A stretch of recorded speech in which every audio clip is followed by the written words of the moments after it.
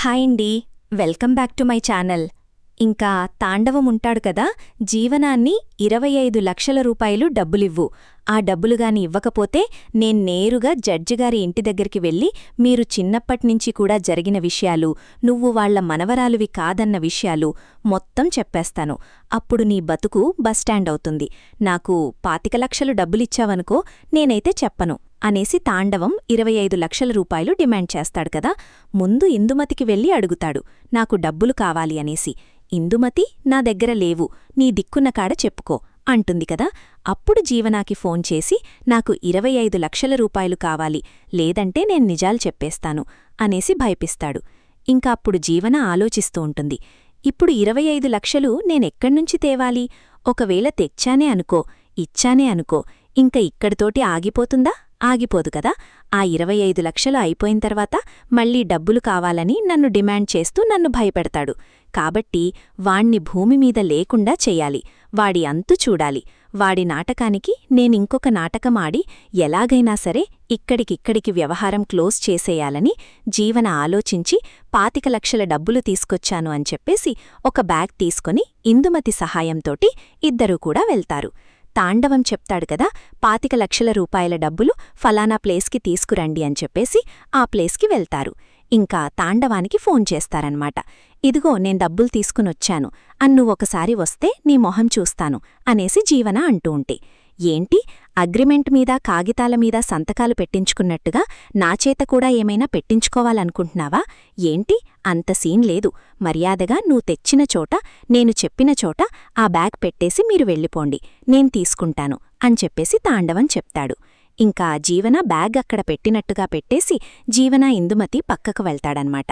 ఇంక తాండవం కాసేపు ఆగి వాళ్ళిద్దరూ వెళ్లారు అనేసి అనుకున్న తర్వాత ఇంకా అతనున్న ప్లేస్లో నుంచి ఆ బ్యాగ్ దగ్గరికి వస్తూ ఉంటే ఈలోపే జీవన ఇందుమతి ఇద్దరూ కలిసి ఆ తాండవాన్ని చంపి పడేస్తారన్మాట.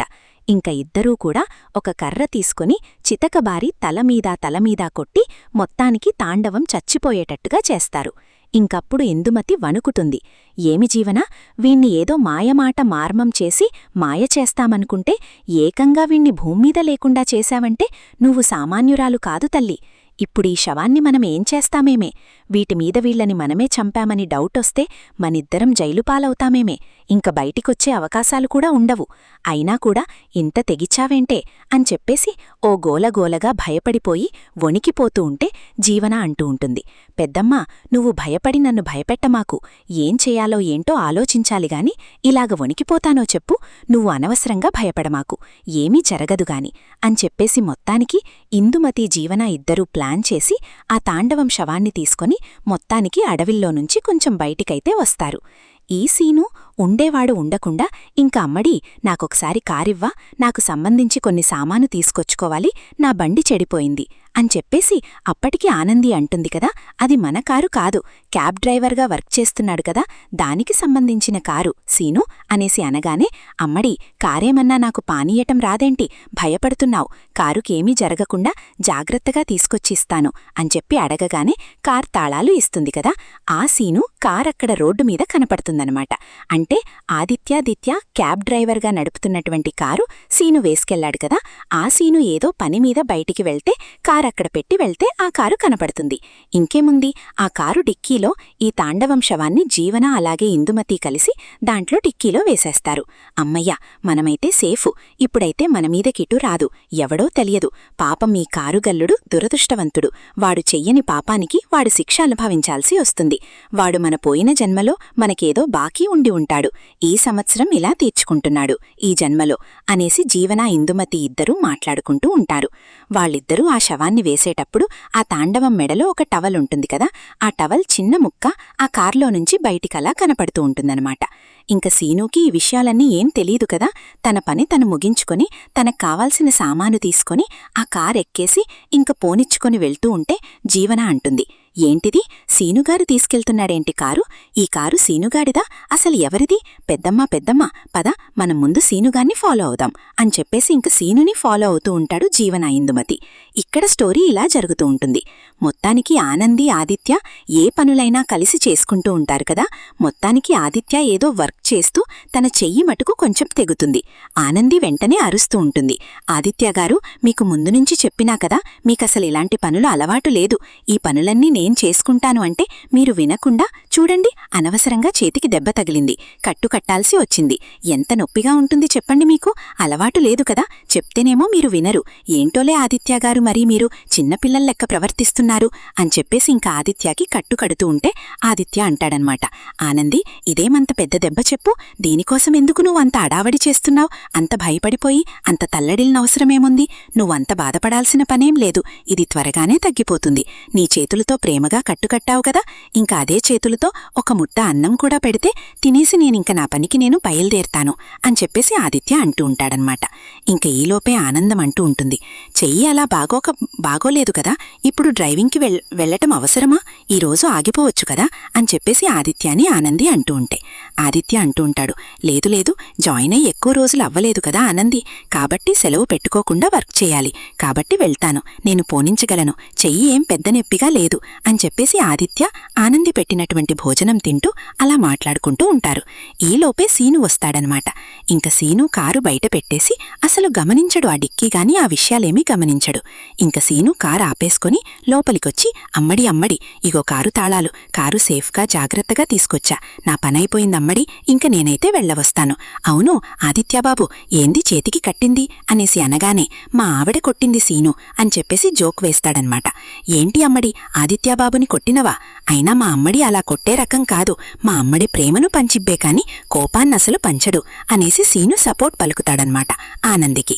అప్పుడే ఆదిత్య అంటూ ఉంటాడు, ఏం లేదు, చిన్న పని చేస్తూ ఉంటే చెయ్యి ఇలా దెబ్బ తగిలింది, ఆనంది కట్టు కట్టింది, అంతే సీను, ఏం కావలేదు, మీరనవసరంగా కంగారు పడొద్దు అనేసి అనగానే, సరే ఆదిత్యబాబు, జాగ్రత్త అమ్మడి జాగ్రత్త అని చెప్పేసి సీను పాపం మళ్ళిపోతాడనమాట. ఈ సీను కారు వెనకాల ఫాలో అయ్యొచ్చారు కదా ఈ జీవనాను ఇందుమతి. ఇంక వాళ్ళిద్దరూ కూడా ఒక ప్లేస్లో నుంచి చూస్తూ ఉంటారు. ఈ సీను కారు ఆవటమో, ఆనంది వాళ్ల దగ్గరికి వెళ్లటమో, ఆదిత్య ఆనంది అలాగే ఈ సీను ముగ్గురు మాట్లాడుకోవడం చూస్తారు. ఇన్ని రోజులు కూడా అసలు ఆనంది వాళ్ల ఇల్లే అక్కడేంటి అని ఏమీ జీవనాకి తెలియదు కదా. ఇంక వాళ్ల ముగ్గురిని చూసి జీవన ఇందుమతి షాక్ అయిపోతారన్నమాట. ఈ సీనుగారు తీసుకొచ్చిన కారు బావగారిదా, బావగారు క్యాబ్ డ్రైవర్గా వర్క్ చేస్తున్నారు కదా, కాబట్టి ఆ క్యాబ్ డ్రైవర్గా పనిచేసే ఆ క్యాబ్ కారేనా ఇది? అయ్యో, అనవసరంగా పోయి ఆదిత్యగారికే మోసం జరిగేటట్టుగా చేశామా మనము? అయినా కూడా మనం తీసుకున్న గోతిలో మనమే పడ్డట్టయింది కదా జీవన. ఆలోచన లేకుండా ప్రతి పని కూడా ఇలాగే కంగారుగా చేసి అన్నీ నా తలకు తెచ్చిపెట్టావు. అయ్యో, ఇప్పుడు ఆదిత్య మీదే ఈ కేసు పడేటట్టుంది, ఎలాగా అని చెప్పేసి డిక్కీ పెన్షన్ పడిపోతూ ఉంటే ఇంకో పక్క జీవన అంటూ ఉంటుంది, ఆహా పెద్దమ్మ, నిజంగా మనకు అదృష్టం ఎంత బాగా కలిసి వచ్చిందో తెలుసా అనేసి అనగానే, ఏం మాట్లాడుతున్నావు నువ్వు, అదృష్టం అంటావేంటి? ఒక పక్క ఆ శవము ఆదిత్య కారులో ఉంది. ఆదిత్య ఈ తప్పు చెయ్యలేదు, మనకు తెలుసు. ఆదిత్య ఈ తప్పు చేశాడని పోలీసులు తీసుకుని వెళ్తే మీ అత్తయ్య ముందు ఏమన్నా ఉందా అని చెప్పేసి భయపడుతూ ఉంటే అప్పుడే ఆ జీవన అంటూ ఉంటుంది, అదిగో చూడు, ఇప్పుడే మనకి మంచి రుజులు స్టార్ట్ అయ్యాయి. ఆదిత్య ఆనంది సంతోషంగా ఉంటాము, మేమేంటో నిరూపించుకుంటాము, మేం పై స్థాయికి వస్తాము, అది ఇది అని చెప్పేసి అత్తయ్య ముందు శబదాలు చేసి ఇక బయటికొచ్చి ఉంటున్నారు కదా. వాళ్ళిద్దరూ సంతోషంగా ఉంటే నేను చూడలేకపోతున్నా కదా. మొత్తానికిప్పుడు ఈ హత్యా ప్రయత్నం చేసింది ఆదిత్యగారే అని చెప్పేసి ఆదిత్య మీద ఆ నింద మోపి హాయిగా అతను జైలుకి వెళ్లేటట్టుగా చేశామనుకో, ఇంకా ఆనంది ఏడుస్తుంది. మొత్తానికి హ్యాపీగా మనం చూస్తూ ఉండొచ్చు.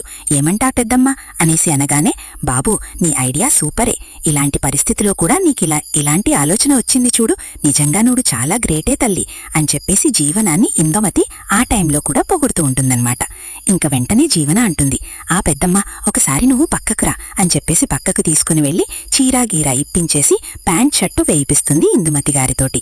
అప్పటికి ఇందుమతి అంటూ ఉంటుంది, ఏంటే జీవన, ఇప్పుడు జరుగుతున్న సిచ్యువేషన్ ఏంటి, నువ్వు నాకు ఈ డ్రెస్ ఏంటి, అసలు నాకు ఈ డ్రెస్ ఎలా సెట్ అయిద్దని తీసాలే అనేసి అనగానే, ఇప్పుడు ఈ డ్రెస్ వేసుకుని నువ్వేదో ఫ్యాషన్ షోకి వెళ్తావని కాదు పెద్దమ్మ నేను చెప్పేది, విను అరవకుండా అనేసి, ఇగో ఇప్పుడు నువ్వు ఆ రోడ్డు మీదికి వెళ్ళు, ఎవరిదో ఒకళ్ళది ఫోన్ తీసుకుని పోలీసులకు ఫోన్ చేయి, పోలీసులకు ఫోన్ చేసి ఈ అడ్రస్ అంతా చెప్పి ఫలానా ఏరియాలో ఫలానా ఇంటి ముందు కార్లో డిక్కీలో ఇలాగ శవం ఉంది, ఆ శవాన్ని వాళ్ళు పెడుతూ ఉంటే మేం చూశాము అని చెప్పేసి ఫోన్ చేసి కట్ చేసేసాయి.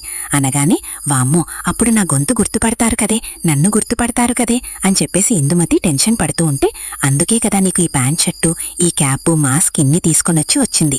చూసేవాళ్ళు నిన్ను గుర్తుపట్టరు. నువ్వు మాట్లాడేటప్పుడు కొంచెం గొంతు మార్చి మాట్లాడు. అప్పుడొకవేళ పోలీసులు వచ్చిన తర్వాత ఎంక్వైరీ చేసినా సరే ఆ మనిషి ఎలా ఉంటది అంటే చీర కట్టుకొని ఉంటది, అది ఇది అనేసి చెప్పరు కదా, ప్యాంట్ షర్టు వేసుకొని ఉంది అనేసి చెప్తారు. అంటే అప్పుడు నిన్నెవరూ గుర్తుపట్టినట్టే కదా. ఎలా ఉంది పెద్దమ్మ నా ఐడియా అనగానే, వామ్మో ఏవే జీవన, నువ్వు నిజంగా నీ ఐడియా సూపర్గా ఉందే తల్లి, నువ్వేంటి ఇంత తెలివి మీరిపోయావు అని చెప్పేసి తెగ పొగుడుతూ ఉంటుంది జీవనాని ఇందుమతి. ఇంకా అలాగే జీవన వేసిన ప్లాన్ ప్రకారం ఇందుమతి రోడ్డు మీదికి వెళ్తుంది. ఒకతను అటు వెళ్తూ ఉంటే, బాబు బాబు నాకు అర్జెంటుగా ఒకసారి ఫోన్ ఇవ్వ, నేను అర్జెంటుగా ఫోన్ కాల్ మాట్లాడాలి, నా ఫోన్ స్విచ్ ఆఫ్ అయిపోయింది అని చెప్పేసి ఇందుమతి అంటూ ఉంటే ఆ అబ్బాయి అప్పటికీ అంటాడు, అయినా నా ఫోన్ మీకెందుకు ఇవ్వాలి అనేసి అనగానే, బాబు నేనేమన్నా ఈ ఫోన్ తీసుకెళ్లిపోతానా తినేస్తానా, ఒక్క అర్జెంటు మాట్లాడుకుని ఇస్తాను అనగానే సరేనని ఆ అబ్బాయి కూడా ఇందుమతి గారికి ఫోన్ ఇస్తాడనమాట. ఇంకా ఆవిడ నేరుగా పోలీస్ స్టేషన్ ఫోన్ చేస్తుంది. ఇదిగోండి పలానా 2 టౌన్ పోలీస్ స్టేషన్లో సీఐ గారేనా సార్? ఇలాగా పలానా ఏరియాలో ఆ రోడ్డు తిరిగిన వెంటనే పెంకుడింటి ముందు కారుంటుంది, ఆ కారు డిక్కీలో శవాన్ని పెడుతుంటే మేం చూశాం సార్, మీరు అర్జెంటుగా త్వరగా రండి సార్ అనేసనగానే, మీరు చెప్పేది నిజమేనా అని చెప్పేసి ఆ ఇన్స్పెక్టర్ అప్పటికి ఇందుమతి గారిని అడుగుతారన్మాట. ఇందుమతి అంటుంది, నిజం సార్, మీరిప్పుడు త్వరగా వస్తే ఇక్కడ కార్ డిక్కీలో నా శవముంది, మీరు చూడొచ్చు కావాలంటే అనేసనగానే, సరే సరే నేను బయలుదేరుతున్నాను అనేసి ఎస్ఐ చెప్పటము, ఇంకా కానిస్టేబుల్ ఇద్దరినీ తీసుకుని పోలీస్ వ్యాన్లో రై రై రై అనుకుంటా మొత్తానికి ఇందుమతి చెప్పిన అడ్రస్ దగ్గరికైతే వస్తూ ఉంటారన్మాట. ఇంకా జీవన ఇందుమతి మటుకు ఆనంది ఆదిత్య ఎక్కడికైనా వెళతారా ఏంటి అన్నట్టుగా అలాగే చూస్తూ ఉంటే, ఇంకా ఆనంది ఆదిత్య ఇద్దరూ మాట్లాడుకుంటా ఇంటి బయటకొస్తారు. ఇంకా అప్పుడే ఇందుమతి జీవన, వామ్మో మనమీద డౌట్ రాకుండా మనం పక్కన దాక్కుందాం అనేసి పక్కన దాక్కుంటారు. వీళ్లైతే మటుకు ఆదిత్య ఆనందిని చూస్తూ ఉంటారు, కాని ఆదిత్య ఆనంద అసలు వీళ్ళెవ్వరినీ గమనించరన్మాట. అప్పుడే ఆదిత్య అంటూ ఉంటాడు, నేను లాంగ్ ట్రిప్కి వెళుతున్నాను ఆనంది, నువ్వు నా గురించి వెయిట్ చెయ్యొద్దు, చక్కగా తినేసి పరుకుండిపో, నేనొచ్చినప్పుడు నిన్ను లేపుతాను డోర్ తీసేయడానికి అని చెప్పగానే, సరే ఆదిత్యగారు, నాకు చాలా దిగులుగా ఉంది, భయంగా ఉంది, ఈ చెయ్యి ఇలా పెట్టుకుని మీకిప్పుడు డ్రైవింగ్కి వెళ్లడం అవసరమా? ఈరోజు ఒక్కరోజు సెలవు పెట్టుకోవచ్చు కదా, నేను చెప్తున్నాను కదా మీరు వినరేంటి అనేసనగానే, లేదు ఆనంది, నేను చెప్పిన మాటే నువ్వు విను, నాకిటువంటి నొప్పి లేదు, నేను జాగ్రత్తగానే కారు తోడతా, చెప్పా కదా, నా గురించి ఆలోచిస్తూ ఫుడ్ తినకుండా పడుకోకుండా ఉండమాకు సరేనా, నాకు లేట్ అవుతోంది, నేను లాంగ్ డ్రైవ్కి వెళ్తున్నా కాబట్టి తినేసి పడుకో అనేసి మాట్లాడుకుంటూ ఇద్దరూ కార్ దగ్గరికి వచ్చేసేపాటికి ఆ డిక్కీలోంచి ఆ టవల్ కనబడుతూ ఉంటుందన్నమాట ఆదిత్యకి. అప్పుడు వెంటనే ఆనందిని పిలుస్తాడు. ఆనంది ఆనంది ఒక్కసారి ఇలారా అనేసనగానే, ఏమైంది ఆదిత్యగారు అని అనుకుంటూ ఆనంది ఆదిత్య దగ్గరికొస్తుంది. చూడానంది, ఆ కార్ డిక్కీలో ఏదో ఉంది టవలు అనేసనగానే, అవునండి ఏదో ఉంది, ఒకసారి డిక్కీ ఓపెన్ చేయండి అనేసి ఓపెన్ చేసేలోపు ఇంకేముంది, తాండవం శవం కనబడుతుందన్నమాట. ఆ తాండవం శవం చూసినటువంటి ఆనంది ఒక్కసారిగా బిత్తరపోతుంది. ఇదేంటి, తాండవాన్ని నేను పొద్దున్నే కదా నాన్నతో మాట్లాడుతుంటే చూశాను, ఈలోపే చచ్చిపోయాడేంటి, అసలితన్ని చంపాల్సిన పనేముంది అని చెప్పేసి ఇంకా ఆనంది వెంటనే, ఏంటి తాండవమా, తాండవమేంది ఇక్కడున్నాడు, తాండవాన్ని చంపాల్సిన అవసరమేముంది, తాండవం చచ్చిపోయాడేంటి అని చెప్పేసి ఆనంది అంటూ ఉంటే ఆదిత్య అంటాడు, ఎవరైనా నీకు తెలుసా అనేసనగానే, తెలుసండి, నాకు తెలుసు, అప్పుడొకావిడ నా గురించి నీకు గతమంతా చెప్పింది కదా, ఆ ఆవిడ భర్తే ఇతను తాండవం. ఇతను ఏదో కేసులో పోలీస్ స్టేషన్ నుంచి జైలుకి వెళ్లి అక్కడ శిక్ష అనుభవించి ఈ మధ్య బయటకొచ్చినట్టున్నాడు, ఇంక సూర్య దగ్గరతో మాట్లాడుతూ ఉంటే నేను చూశాను అనగానే, మరి అతన్ని చూసినప్పుడు నాకెందుకు చెప్పలేదు ఆనంది అని చెప్పేసి ఆదిత్య ఆనందిని అడుగుతూ ఉంటే, ఉన్న సమస్యలు సరిపోక మళ్ళీ కొత్త సమస్యలెందుకు అని చెప్పేసి నేను మీకు చెప్పలేదు ఆదిత్యగారు, అంతే తప్ప చెప్పకూడదు అనే ఉద్దేశం నాలో ఏమీ లేదు అనేసి ఆనంది అంటుందన్నమాట. అప్పుడే ఆదిత్య అంటూ ఉంటాడు, అయినా కూడా అతను చచ్చిపోవాల్సిన పనేముంది, అతన్ని ఎవరు చంపాలనుకున్నారు, అతన్ని ఎవరు చంపారు అనేసి ఇంక రకరకాలుగా ఆలోచిస్తూ ఉంటే ఆనంది అంటుంది, ఏదైతే అదయ్యింది, మనం ఈ శవాన్ని తీసుకుని పోలీస్ స్టేషన్కి వెళ్దాం, జరిగిందంతా చెబుదాం, ఎందుకంటే ఎవరు చంపారో ఏంటో తెలీదు, మనం అనవసరంగా ఇతన్ని ముట్టుకుంటే మనమే చంపామని మనం మొయ్యాల్సొస్తుంది, కాబట్టి మనం ముందు పోలీస్ స్టేషన్కి కార్ తీసుకుని వెళ్లి శవాన్ని అప్పచెద్దాం పద ఆనంది అనేసి ఆదిత్య ఆనంది కార్ దగ్గరికొచ్చి ఆ డిక్కీ మూసేస్తూ ఉంటే ఈలోపే పోలీసులు రానే వచ్చేస్తారు. రై రై రై అనుకుంటా. ఇంక జీవన తెగ సంతోషపడిపోతూ ఉంటుంది. పెద్దమ్మ ఇప్పుడిప్పుడుంటుంది చూడసలు స్టోరీ, అబ్బా సూపర్గా ఉంటుంది అనేసి వాళ్ళిద్దరూ కూడా చూస్తూ ఉంటే పోలీసులు రావటము, అవును మాకొచ్చిన ఫోన్ కాల్ ప్రకారం నిజంగానే న్యూస్ ఇది. అతన్ని చంపేసి నువ్వు కార్ డిక్కీలో పెట్టుకుని మీ ఇద్దరూ అతన్ని ఎక్కడ పడేయటానికి వెళుతున్నారు, నాకు నిజం చెప్పండి అని చెప్పేసి ఇంక వచ్చినటువంటి పోలీసులు అడుగుతూ ఉంటే అప్పుడే ఆదిత్య అంటూ ఉంటాడు, ఈ కార్లోకి ఈ శవం ఎలా వచ్చిందో మాకు తెలీదు. మేమే ఈ శవాన్ని చూసి బిత్తరపోయి మీ దగ్గరికి వద్దామని చెప్పేసి బయల్దేరుతున్నాం. ఈలోపే మీరొచ్చారు. ఇంతకీ మీకెవరు చెప్పారు అనేసి ఆదిత్య ఆనంది ఇద్దరూ అడుగుతూ ఉంటే ఎవరో ఒకళ్ళు చెప్పారు. మాకు ఫోన్ కాల్ వచ్చింది కాబట్టి మేమొచ్చాం.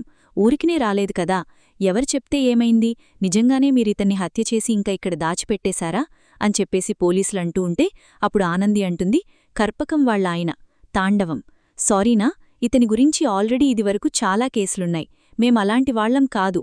కావాలంటే ఒక్కసారి మీరన్నీ అడిగి చూడండి, అది ఇది అని చెప్పేసి చాలా మాట్లాడుతూ ఉంటుంది ఆనంది. అప్పుడే పోలీసులంటూ ఉంటారు, చేయాల్సినవన్నీ చేసేయటము, మాకు సంబంధం లేదని మాట్లాడుకోవటం. చూసేవాళ్లకి ఎవరికైనా సరే ఇది కన్ఫామ్గా మీరే చేశారని తెలిసిపోతుంది కదా, దీంట్లో ఇంక దాపరికమేముంది అని చెప్పేసి పోలీసులంటూ ఉంటే ఈరోజు సీరియల్ ఎపిసోడ్ అయిపోయిందన్నమాట. మొత్తానికి సీరియల్ బావుంది, చక్కగా ఉంది.